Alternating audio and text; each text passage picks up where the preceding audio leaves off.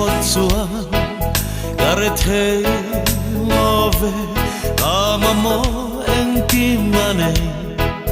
lali xua ni tirin aman min pe cả mà mô tin re em kim mà katan rin tla anesi lali xua cả nei phốt xua cả rê thế lo về em lại bỏ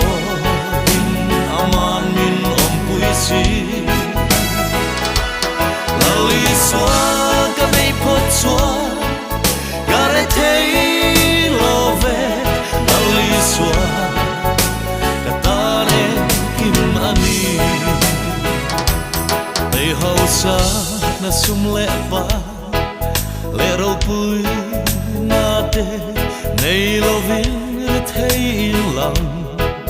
mai la lali xua cả nei phốt xua cả rê thế lo về cả mà mô em kim mà nei lali xua cả nei phốt xua cả rê thế lo về em lại bỏ in aman min om puisi lali xua cả nei phốt xua cả rê thế lo về lali xua cả ta nên kim ani lali xua cả nei phốt xua cả rê thế lo về em kim mà katan rin tla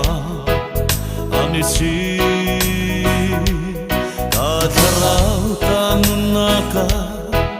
daksata damna em kim mà katan em kim anisi